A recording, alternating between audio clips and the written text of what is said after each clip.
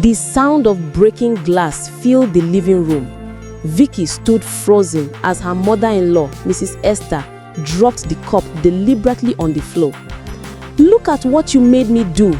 You are a curse to this family," she shouted. Vicky's heart pounded in her chest.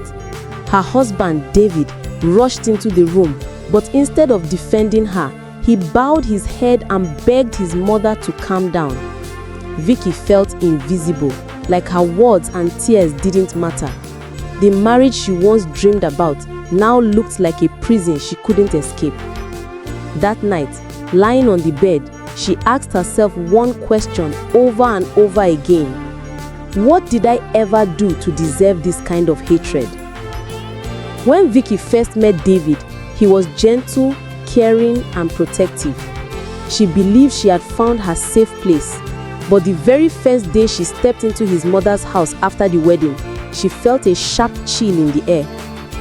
Mrs. Esther smiled in front of neighbors, telling everyone how happy she was to have a new daughter. But behind closed doors, her eyes were cold and her words were poison.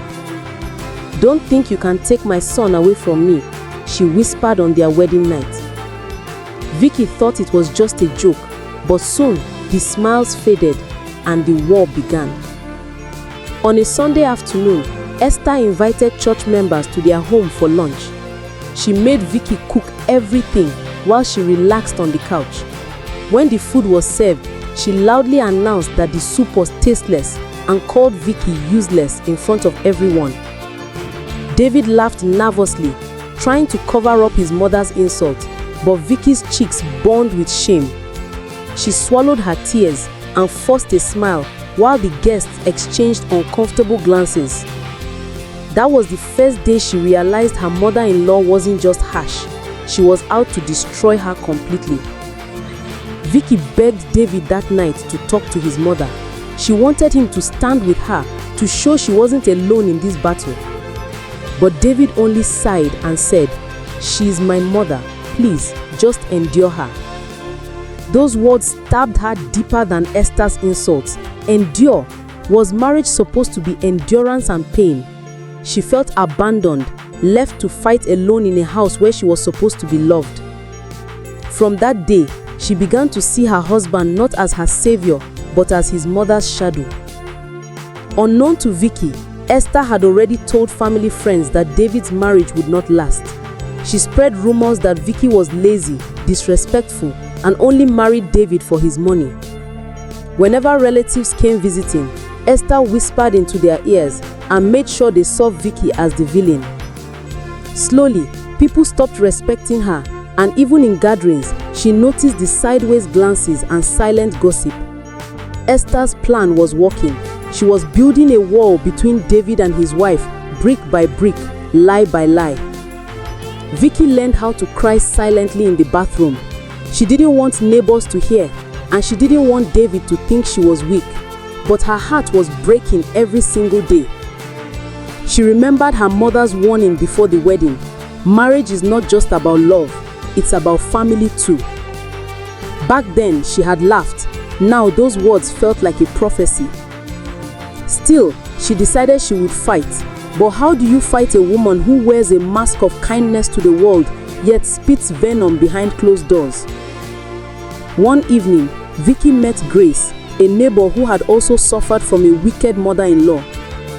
Grace quickly became her confidant, the only person she could talk to without fear. Grace warned her, "Be careful. Your mother-in-law is not just wicked, she is dangerous. She knows how to twist everything in her favor." Vicky listened, but deep down, she wondered what exactly was Esther capable of. One morning, David accused Vicky of stealing 50,000 naira from his drawer. Shocked, she denied it with tears in her eyes, but Esther stepped in, pretending to defend her, only to say, well, maybe she needed it. Young wives sometimes do desperate things. The room went silent, and David's eyes filled with doubt. Vicky realized at that moment that the money theft was a setup. Esther had planted the seed of mistrust in David's heart. From that day, David started looking at his wife differently, less like a partner, and more like a suspect. The home turned into a battlefield. Small arguments became big fights, and every time, Esther found a way to fuel the fire.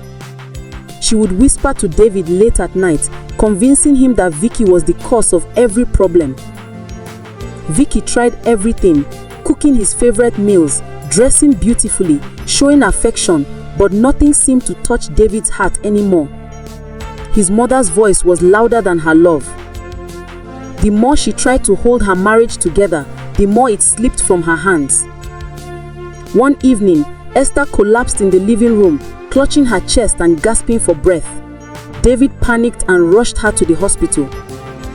Vicky prayed hard, hoping she would recover, but later, she overheard the doctor telling a nurse that Esther was perfectly fine. The sickness was fake. Shock and anger filled her heart. Her mother-in-law was pretending to be sick just to get David's attention. Vicky wanted to expose the lie, but she knew if she spoke, David would never believe her. Esther was winning again. At the hospital, a young nurse pulled Vicky aside and whispered, "Be careful of that woman. She told the doctor she wants you out of her son's life." Vicky froze, her blood running cold. For the first time, she realized Esther didn't just dislike her, she wanted her gone completely. The thought of it shook her to her core. On their wedding anniversary, Vicky saved money and bought David a watch. She presented it with love, hoping to rekindle their bond.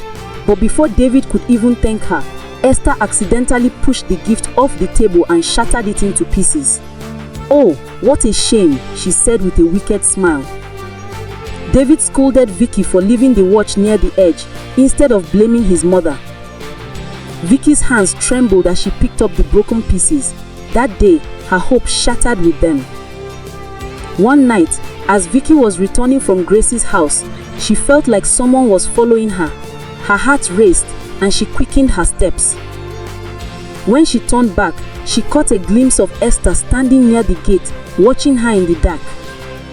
Esther didn't say a word, just smiled before disappearing inside. Vicky couldn't sleep that night. That smile wasn't ordinary, it carried a hidden threat. David came home late one evening smelling of alcohol. Esther whispered something into his ear, and suddenly he turned on Vicky with rage.